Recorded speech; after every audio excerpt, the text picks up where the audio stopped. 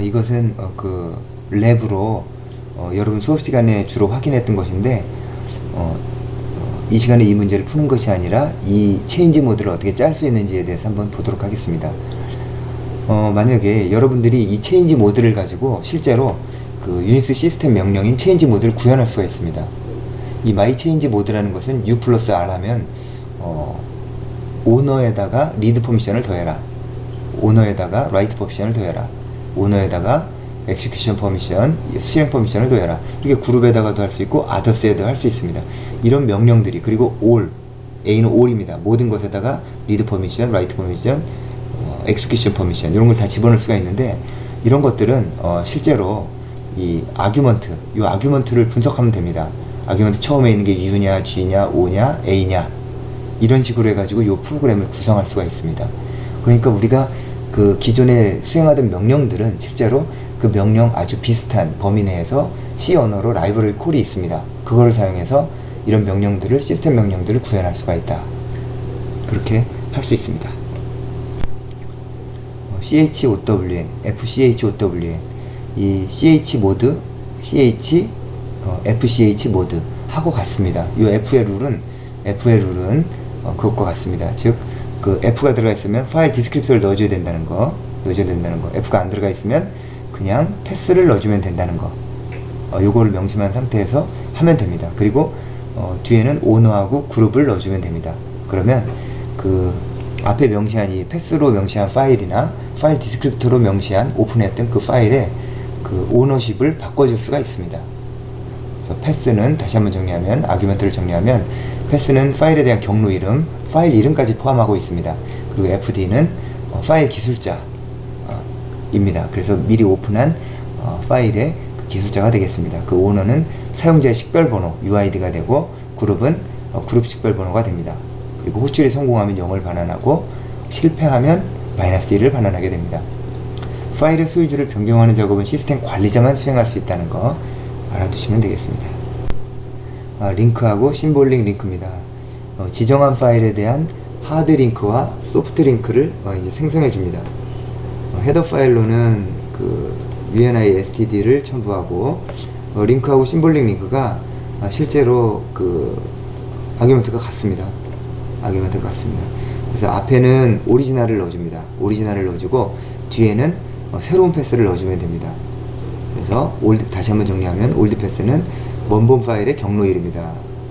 그렇게 되죠. 그리고 뉴 패스는 하드링크, 소프트링크의 경로 이름이다. 그러니까 새로 생성되는 겁니다. 그러니까 원래 그 원본이 있고 그거에 대한 링크를 생성하는 것인데, 이 앞에 있는 올드 패스라는 게 원래 있던 파일입니다. 그거를 새로운 패스 이름인 뉴 패스로 이름을 만들어주고 얘를 생성해 주는 겁니다. 그러면 이 뉴 패스로 생성된 것을 통해서 원래 있던 그 올드 패스에 지정된 파일을 접근할 수가 있게 된다 라는 겁니다. 하드링크는 지정한 파일에 그 새로운 이름을 하나 더 추가해 주는 것이고, 소프트링크는 그 MS 윈도우즈의 그 바로가기 아이콘처럼 지정한 파일을 가리키는 새로운 특수한 파일을 생성합니다. 사실 이 소프트링크는 안을 열어보면 안에 그 원래 올드 패스에 그 디렉토리가 들어가 있습니다. 디렉토리하고 파일 이름이 들어가 있습니다.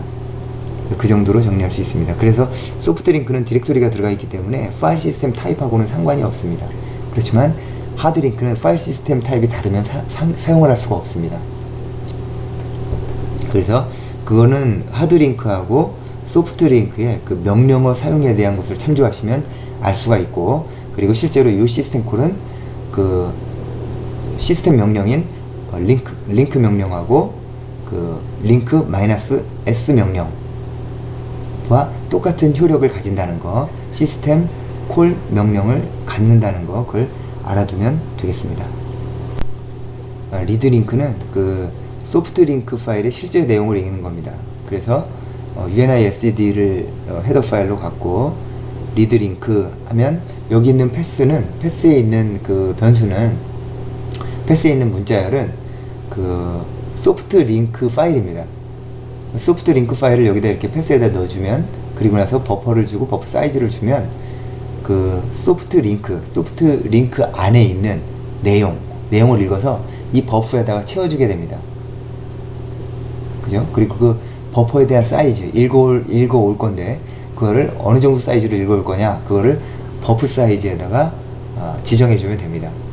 그러면 버프 사이즈는 버퍼의 크기고, 그리고 그렇게 해서 이제 읽어오면 그 소프트 링크 내용을 확인할 수가 있게 됩니다. 반원 값은 읽기가 성공하면 버프에 저장된 바이트 수를 반환합니다. 읽어온 바이트 수를 반환하고, 실패할 경우는 -1을 반환합니다. 소프트 링크는 원본 파일의 경로 이름을 저장하고 있습니다. 실제로는. 그래서 리드 링크의 결과가, 읽어온 결과가 뭐냐면 실제 그 원본 파일의 경로의 내용이 됩니다.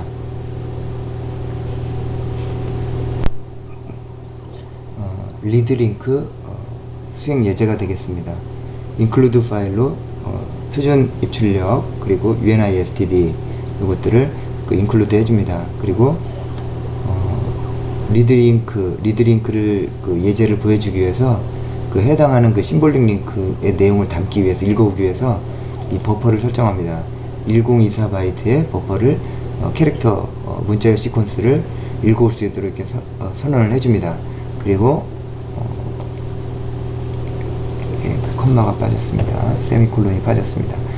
그래서 nread를 설정해주고, nread는 리드 링크의 그 리턴 값을 수용할 수 있게 해줍니다. 그러면 읽어온 바이트 수를 nread에다가 저장하게 됩니다. 그리고 심볼릭 링크 파일은 test.txt 파일을 참조하게 되는데, 여기서 test.txt는 심볼릭 링크입니다. 그래서 ls-l 해서 test.txt를 하면 이와 같이 나타나게 됩니다. 이와 같이 나타나게 되는데, 그 test.txt의 내용을 1024 바이트까지 읽어와서 내용을 버퍼에다가 저장합니다. 그러면 그 리드 링크를 통해서 그 test.txt의 내용을 버퍼에다 이제 담게 되고, 실제로 거기에는 원본 링크의 패스와 파일 이름이 들어가 있을 겁니다. 그리고 나서 write 1 버퍼 and read를 합니다. 읽은 숫자만큼의 사이즈만큼을 버퍼에서 읽어서 출력해라 라는 거죠. 그 버퍼의 내용을 출력하는데 and read만큼 출력합니다. 어디로 출력하냐면 요 1이 표준 출력입니다. 요게 이제 파일 디스크립터인데, 0은 표준 입력, 1은 표준 출력, 2는 표준 오류가 되겠습니다. 그래서 표준 출력에다가 버퍼의 내용을 nread의 숫자만큼 프린트해라, 이제 그런 뜻입니다. 그래서 이 프로그램을 돌려보면 이와 같이 usr 밑에 include 밑에 stdio.h라는 어떤 그 문자열을 출력하게 되는데, 이 내용은 실제로 test.txt 내에 저장된 디렉토리의 그 경로명과 파일 이름이 되겠습니다. 리네임은 그 지정한 경로의 파일 이름을 새로운 이름으로 변경하는 데 사용합니다. 그래서 리네임 한 다음에 올드 패스를 주고 뉴 패스를 주면 올드를 뉴로 바꿔줍니다. 정리하면 올드 패스는 이름을 바꾸려는 파일 경로의 이름이고, 그러니까 변화될 그 파일 이름이겠죠. 그것을 뉴 패스라는 새로운 이름으로 바꿔줍니다. 파일의 새로운 이름으로 바꿔줍니다. 호출이 성공하면 0을 반환하고, 실패하면 -1을 반환합니다. 올드 패스와 뉴 패스가 동일하게 지정될 경우 성공으로 간주한다 가 되어 있고, 뉴 패스로 지정한 파일이 이미 존재할 경우 이를 삭제한 후에 이름을 변경한다. 이런 주의사항들을 잘 알아두어야 합니다. 뉴 패스로 지정한 파일이 이미 존재하며, 만일 이 파일이 디렉터리라면 디렉터리가 비어 있으면 호출이 성공하고 비어 있지 않으면 실패한다. 이런 주의사항들을, 이런 것들은 오퍼레이션 상에서 구현하면서 구현에서 생기는 문제들을 어떻게 해결할 것인가에 대한 결정을 내린 거기 때문에 여러분들이 이걸 참조해서 사용하면 되겠습니다. 스태트와 f스태트는 지정한 파일에 대한 상세한 정보를 알아오는 데 사용이 됩니다. 그래서 파일의 상태라든지 파일의 스태티스틱스가 있습니다. 그러니까 그 파일의 속성을 나타내는 그런 정보들을 읽어올 수 있는 그 표준 라이브러리 함수입니다. 스태트는 앞에 이제 파일 네임, 이렇게 패스를 이제 파일 네임을 지정해주고, 그 그 다음에 스트럭처 스태트 버프로 읽어옵니다.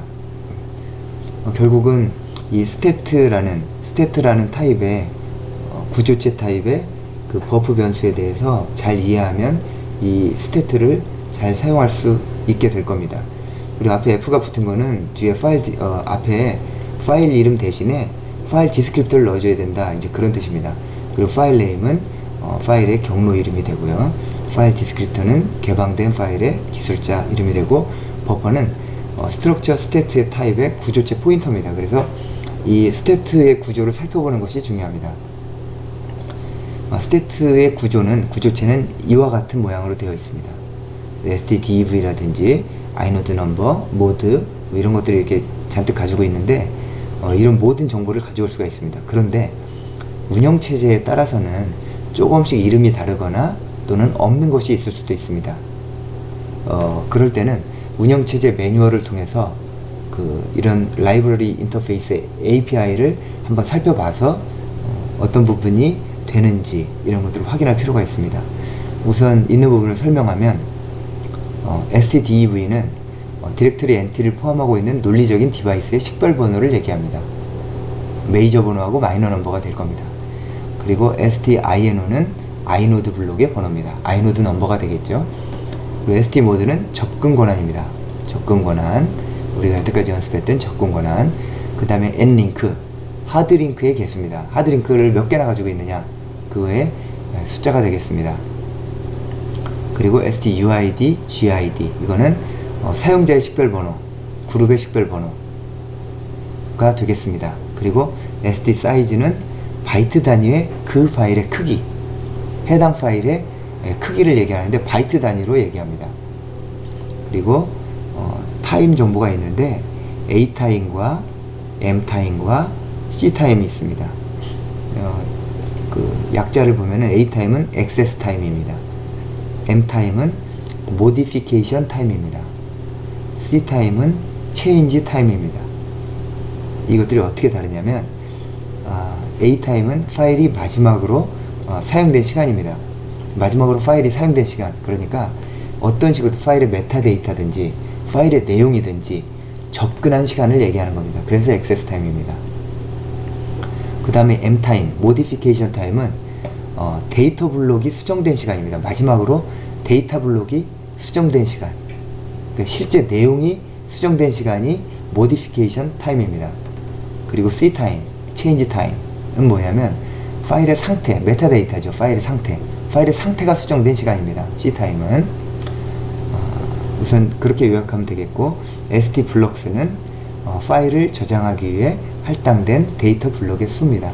그러니까 파일이 저장되어 있는데 실제로 할당된 데이터 블록은 얼만큼이냐 라는 거를 정보를 저장하고 있습니다.